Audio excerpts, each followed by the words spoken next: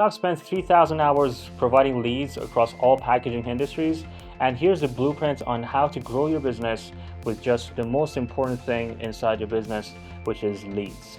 So leads is basically the most important part of the customer acquisition or the customer journey for your business. That means if you don't have leads, your business is going to die. If you're the best salesman in the world, you probably are going to die if you don't have any leads coming through the door. Or vice versa. If you have too much leads or your sales suck, you probably are going to suffer for a few months, but you will catch on because the customers are coming. You get the feedback. You change yourself for the customer so that you can sell faster. That would mean again leads is the most valuable thing. For packaging businesses below 10 million, the most important thing that you're going to do is focus. One pain, one solution, which is their solution, and one target audience. That solution is yours. If you're making a packaging product, for example, that solution is going to be the release of the pain of that one target. And the bigger the problem or the bigger the release that you just provide, the more you can charge for sure.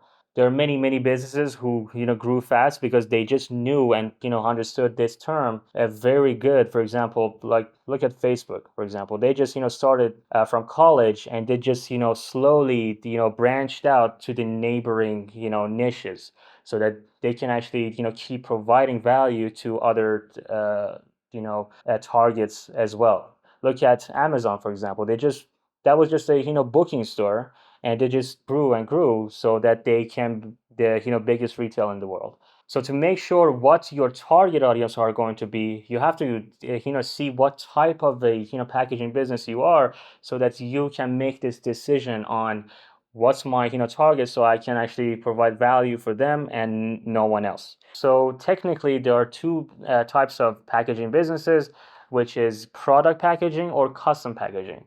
Custom packaging is like a custom packaging solution for just each customer, which is could be label printing, logos, or whatever that goes into the packaging product itself. And for the product is going to be like, I make 1,000 of this, 1 million of this, and you come into me and buy. Let's take product packaging companies, for example. Inside product packaging, you're either a sophisticated product packaging, making a very sophisticated product, or the simplified version. Sophisticated is like automation packaging machines that just make the whole process of just another packaging business, medium-sized businesses probably pretty much easier, right? Or for example, for simplified product packaging companies, you're just basically make stretch wraps and make like 2 pallets, 5 pallets, 10 pallets worth of like many rolls that you just sell on bulk, so that you can so much of them with the lower ticket size. For example, for sophisticated product packaging, who's just making like 10 SKUs, 15 SKUs and above, they're probably charging somewhere around 50K and above.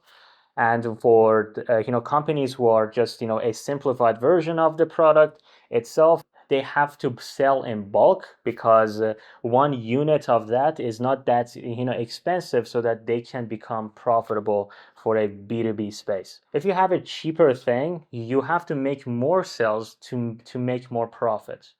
If your thing is so expensive, you don't need too much customers to actually be successful and grow your business basically from there. Like if you're selling a 100K thing, you probably need 10 to 12 to get to $1 million business basically. But for businesses below, let's say 5K or 1K, they probably need hundreds of customers to actually reach that level.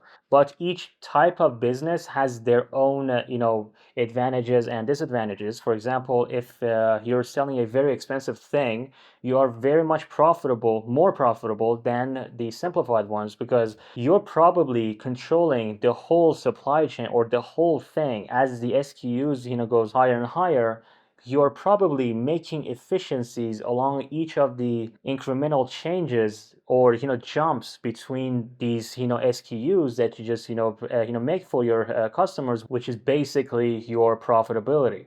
Example is like, imagine that custom packaging business or a, flexible packaging business, for example, right?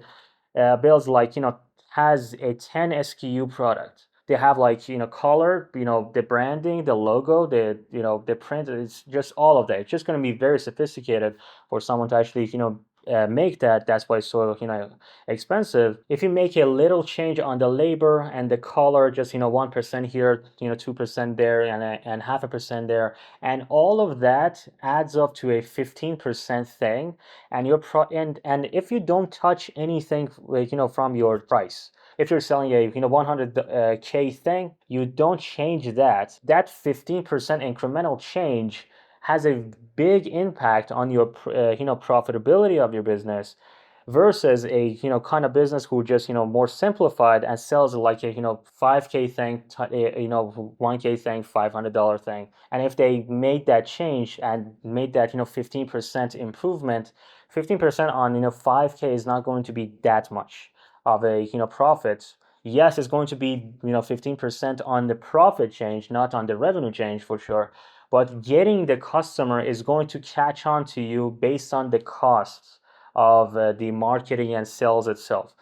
That means your profitability will get damaged along the way in the long term, because you have to actually sell to more people rather than just short number of people, so that you can stay profitable.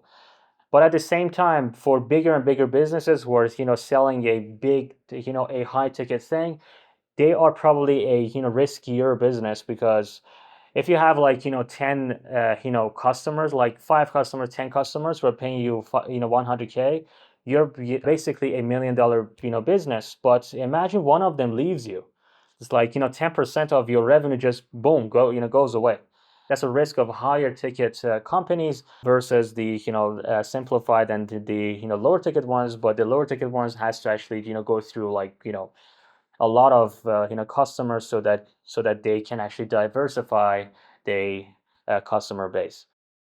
So getting closer to actually the core of your own business, regardless of what type of a packaging business you are, if you're a custom or product or sophisticated, non-sophisticated, that doesn't matter.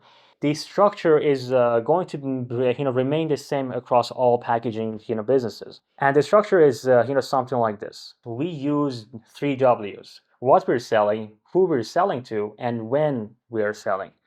When could be like, you can't sell to someone who's just bought from your competitor just a week ago, and they don't need your product like for another 3 months. That's like a seasonal purchase. And what is going to be your solution for sure for smaller businesses? Just one product is going to do it for sure. We have seen companies beyond 50 million per year, and who's just making profit on just 2 products. That's it. And so that's why you just be really really focused on one thing and charge the highest, because the more detailed you get, the deeper that you go, the more you can sell at higher rates with the same product basically. Now back in the 50s, IMDb came up with a framework for their sales process to actually verify the leads so that they can sell better. Was BANT itself. It says budget, authority, need, and the time. Your leads has to have all these 4 so that you can consider them as your dream customers once you actually get on the phone or get on the call, or however that you actually sell, or face to face even. Your dream customers has to have this BANT term, which means, do they have money or budget to actually spend on your solution? Yes or no? Do they have the authority? Are they in charge to actually buy from you? Do they have the need of your product? For example, if you're selling like plastic bags to a company who doesn't need a plastic bag, it doesn't, you just wasted marketing budget basically on the wrong kind of targeting. And the fourth one is time. Is it the right time for them to actually buy from you? It's not going to be the best time for you to sell your packaging machines on like 29th of December, right? If your product doesn't bring them a quick win in that specific time, it's not the best time for you to sell. So the only question that you have to ask yourself is, what is my bent for my own business? If you're a custom packaging, if you're product sophisticated, non-sophisticated, that does not matter. The process for this is going to just remain. And what you want to do is work towards selling one single thing to one single target or avatar, that is we call it. You just carve the best possible or dream customer avatar so that your solution fits to their needs perfectly. And once that's the case, you just work towards bringing in values, making content, and so that you can put in front of them content in not necessarily videos, but just what is going to solve their problem right there. And once that's the case, you will make most of your profit from that target. So with the right targeting, you're not sure where your target audience are living, right? Or just selling. For example, if your target audience are gummy bears, right? You're providing packaging solutions to gummy bear companies, and their customers are basically on, like, let's say Instagram, TikTok, or some places like that, which is basically most of social media is just going to be their customers. And once you figure out who their customers are, you went down two levels. You are going to figure out your target audience platforms. Once you figure that out, you will start making content or start the outreach for that specific target audience. Example is, you're making like ring boxes, right? You're probably good with TikTok and Instagram. If you're on TikTok, 50% of the whole traffic is Gen Z, who's just ready to actually get married. So that's why your target is going to live there. You don't want to start your marketing efforts in LinkedIn, for example, if you're a jewelry box packaging solution company. So the best way to do this is just to go down two levels and figure out who's your customers and where they live and where they spend most of their time, and then you will figure out what your customers are going to spend their time, because they want to sell to their own customers, right? So with that, you can actually just make it a reverse engineered process so that you can sell your customers at the highest profitability.